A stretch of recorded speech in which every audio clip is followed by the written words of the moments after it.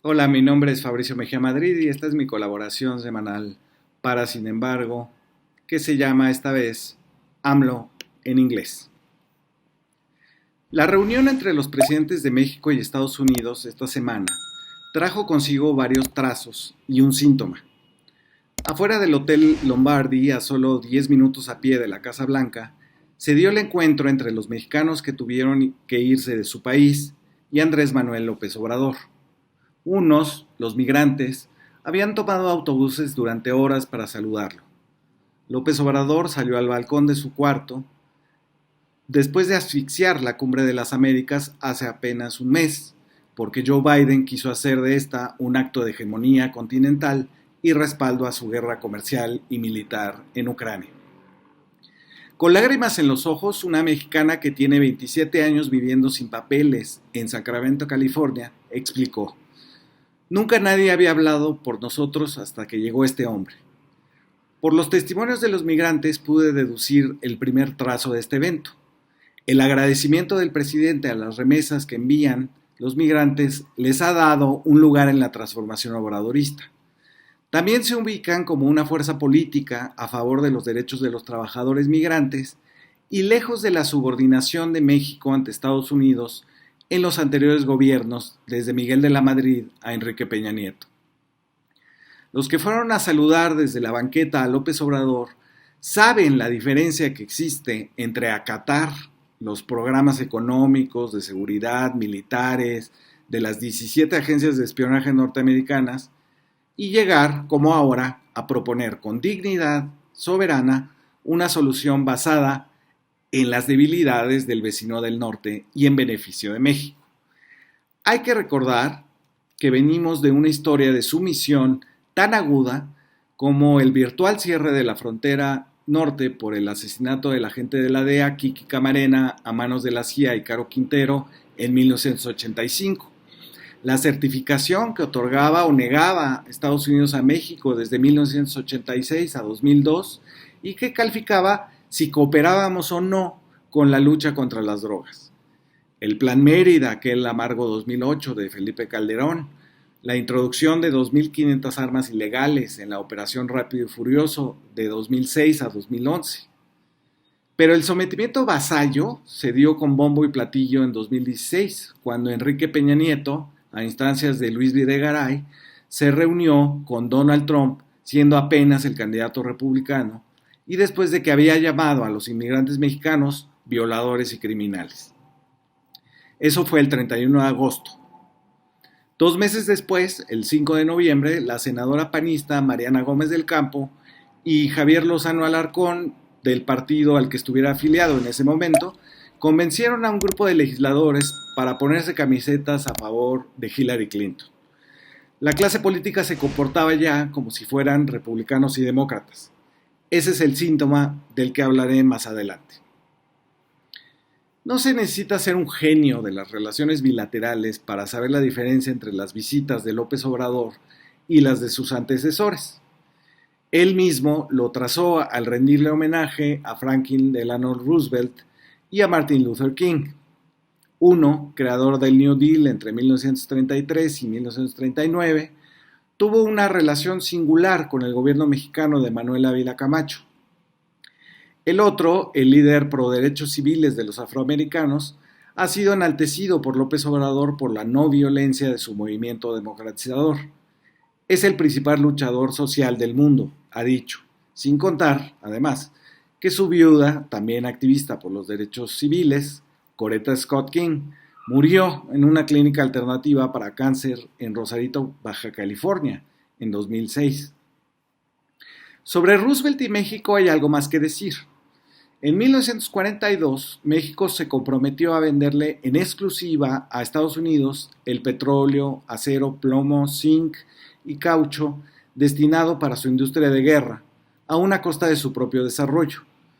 También nombró al general Lázaro Cárdenas del Río como garante de la seguridad en toda la costa Pacífico para, como dijo Ávila Camacho, defender a las Américas. A cambio, México obtuvo un acuerdo migratorio, el programa Bracero, que duró hasta 1964. En esos 22 años se logró que desapareciera el enganche privado de los trabajadores que iba en contra de sus derechos laborales. Se les sustituyó por contratos aprobados de manera bilateral, es decir, que se le dio exclusividad a los mexicanos sobre otras nacionalidades. Y también se logró que fuera temporal, es decir, que los trabajadores iban y regresaban. Un total de 5 millones de trabajadores participaron en este programa que protegió con contratos sus salarios y condiciones de vida. Por eso ahora AMLO monta una guardia de honor ante el monumento a Roosevelt.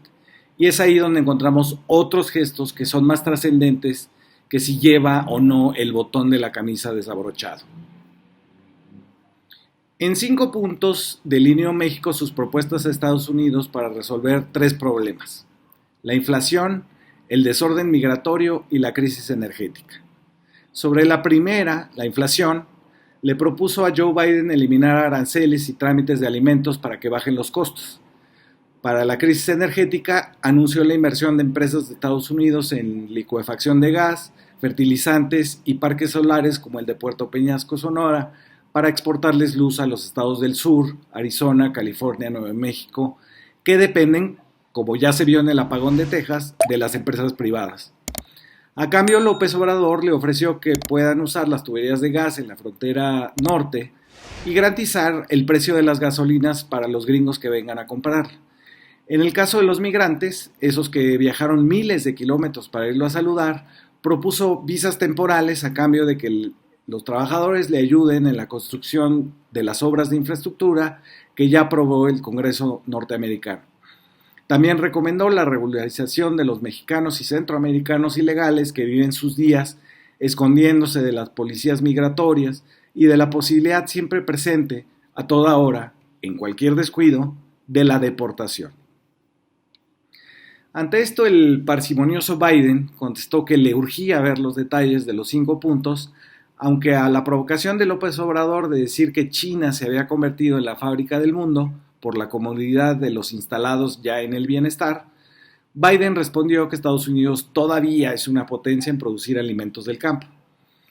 Al final, reunidos en la Casa Blanca, lo que importó fue el giro que López Obrador le dio a la historia de subordinación de las últimas 3 décadas al ser un presidente que fue a proponer soluciones, a exigirle a Biden que sea más audaz en las decisiones ante la crisis, en lugar de aceptar todo de sus corporaciones. Pasamos de la adhesión resignada a la búsqueda de un acuerdo. López Obrador midió las debilidades de los Estados Unidos en este momento pospandémico de guerra en Ucrania y decidió proponer algo que nos beneficiara a ambos lados de la frontera norte. Esa que, como escribió Carlos Fuentes, de un lado tiene un río que se llama Grande y que, siendo el mismo río, de este lado llamamos Bravo. Entre una nación que mide la grandeza por lo grandote y otra que lo hace por la audacia. Ahora una breve semblanza del síntoma. Por supuesto, es el de la oposición que fue a ver al embajador estadounidense Ken Salazar y luego publicó en la primera plana del New York Times un ataque propagandístico contra él. Me refiero al presidente del Instituto Electoral, Lorenzo Córdoba, y a la vocera de Claudio X González en Mexicanos contra la Corrupción y la Impunidad, Mario Amparo Casar, quienes en vísperas de la reunión bilateral fueron a pedir la intervención de Estados Unidos en la política interna de México. Lorenzo se fue a quejar de que el presidente quiere que los consejeros del INE sean electos y que se reduzcan los presupuestos. Para él, eso es un ataque a la democracia. Casar fue a explicar que no obstante que Claudio X González seguía recibiendo financiamiento del Departamento de Estado de los Estados Unidos mientras urdía la alianza más grande de la oposición en la historia de México, la del PAN con el PRI y el PRD, su asociación civil no se metía en política. Casar tampoco podría explicar cómo su asociación retrasó hasta después de las elecciones de 6 gobernadores la publicación de un reportaje contra Alito Moreno, el corrupto y rufián dirigente del PRI. Pero ambos personajes y su vocero, el New York Times, son un síntoma de una parte de la oposición que empezó por ahí del 2018 diciendo que ya no se sentía en su país a tratar de ubicar un territorio político propio fuera del país.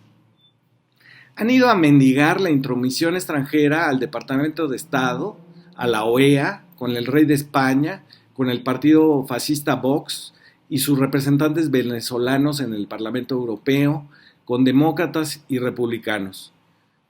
El lugar para hacer política naturalmente sería México, pero ese país de gente desabotonada, morena y que no sale por su propio pie de la pobreza y tragedia cotidianas, no les gusta porque no lo entienden. Y es que no habla inglés y se preocupa demasiado de la gente que no vale la pena, como por ejemplo los migrantes, los que se suben a los aviones con cajas de huevo por todo equipaje, que se la rifan atravesando por altar, adelantito en Nogales, que guardan con su alma el acta de nacimiento en la bolsa interna de la chamarra, que trabajan de sol a sol y no pueden descuidarse un instante o se arriesgan a ser detenidos por un policía. De esos la oposición no habla, porque la oposición nunca será de los bravos, porque siempre han admirado, sometidos a los grandes. Muchas gracias por escuchar, nos vemos la siguiente semana. Si les gustó este texto, denle like.